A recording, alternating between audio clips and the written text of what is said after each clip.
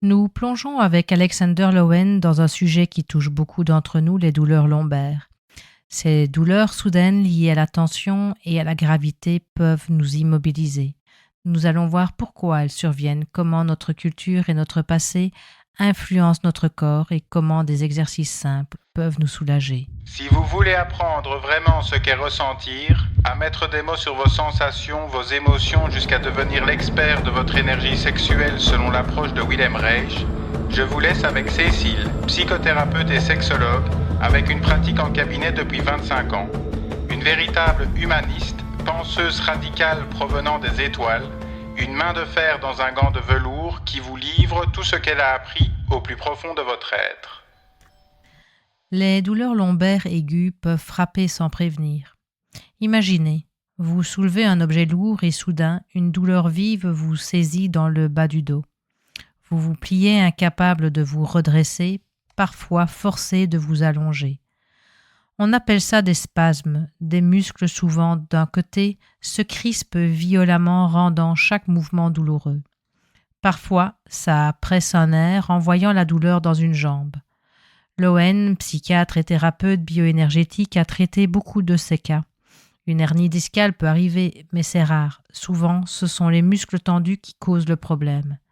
Quand la douleur est intense, le mieux est de se reposer au lit au début. Ça réduit la pression de la gravité et les muscles commencent à se détendre. Mais ce n'est qu'un premier pas. Lowen ne promet pas de solution instantanée, mais il propose un chemin avec des exercices bioénergétiques. Pourquoi ces spasmes ? Pas simplement parce qu'on tient debout. C'est une erreur courante. Dans certaines cultures, les douleurs lombaires sont presque inconnues, même si les gens marchent debout. La différence vient de la tension. Chez nous, on vit sous pression, un travail exigeant, des attentes familiales, des conflits. Par exemple, ce jeune homme qui a eu des spasmes en déménageant avec sa petite amie. Il portait des cartons, mais le vrai poids était ses doutes sur la relation. Ou une actrice s'est effondrée sur scène, épuisée par les disputes avec les membres de sa compagnie. Même dans le sommeil, si on ne se repose pas assez, la tension peut frapper. Le bas du dos cède car c'est là que la gravité et nos résistances s'affrontent. Cette zone lombo-sacrée est vulnérable parce que deux forces s'y croisent. D'un côté, la gravité avec les pressions, un chef strict par exemple, une culpabilité, un fardeau émotionnel. De l'autre, une force des jambes qui nous aide à rester debout. Si on reste figé trop longtemps, les jambes devraient fléchir, mais si on a peur à l'idée de tomber, c'est le dos qui craque. J'ai vu des patients se tenir droit comme des statues, jusqu'à ce que leur dos lâche. Il y a la catatonie, un état extrême où quelqu'un reste immobile des jours, déconnecté de son corps, comme une statue vivante. Les genoux sont faits pour absorber la pression en pliant, mais la peur à l'idée de céder les raidit, envoyant la tension au bas du dos. Regardons 3 façons de se tenir debout. La première, naturelle, les genoux sont légèrement pliés, bassin libre, la pression va aux jambes et se décharge au sol. Rare qu'elle cède. La deuxième façon de tenir debout, les genoux sont raides, le bassin est bloqué, toute la tension s'accumule dans le bas du dos, risquant spasme ou arthrite. La troisième façon de se tenir debout, c'est le dos courbé, comme sous un fardeau typique du caractère masochiste qui se soumet, protégeant le bas du dos, mais à quel prix ? Vivre dans notre culture rend ça plus dur. Comme le dit Lowen, cela n'est pas une tâche facile dans une culture qui accorde une valeur primordiale à la réussite et aux réalisations, à arriver au sommet et être capable de l'emporter. On a peur en imaginant échouer, et notre moi nous pousse à tenir bon, même quand ça nuit à notre santé.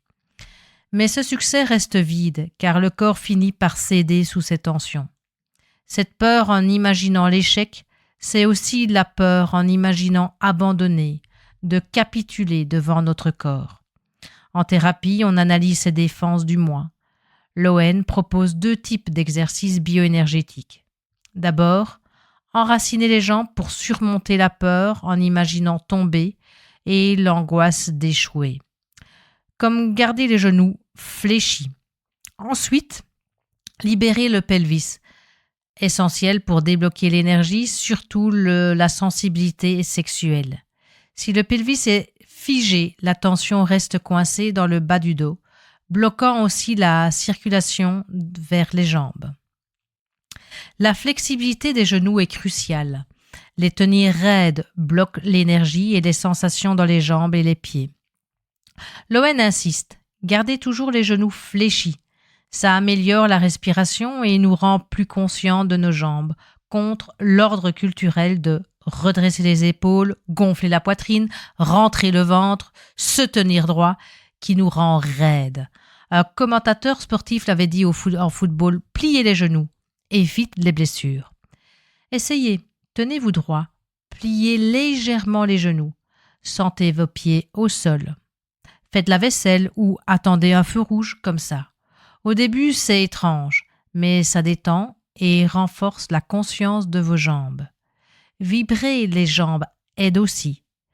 Penchez-vous en avant, mains au sol, genoux fléchis. Laissez-les trembler 5 à 7 fois. Si vous avez mal, alternez avec la position de l'arc, que l'on a déjà vu un épisode précédent, puis reposez-vous sur une couverture roulée sous les reins, sans forcer. Cette peur en imaginant céder vient souvent de l'enfance. Lowen décrit un enfant piégé face à un adulte qui menace. « Si je t'attrape, je te casserai les reins ». Ça peut viser à briser son esprit ou sa résistance. L'enfant raidit son dos pour se protéger, disant « Tu ne me briseras pas ». Mais cette raideur reste et avec elle la peur que le dos se casse. Une peur d'effondrement ou d'abandon. En thérapie, on aide les patients à relier cette peur à ses souvenirs. Ils sont libres de s'arrêter s'ils ont peur, car forcer renforce le piège. Faire vibrer les jambes, par exemple, en les tendant en l'air sur un lit, libère cette tension et ravive la spontanéité.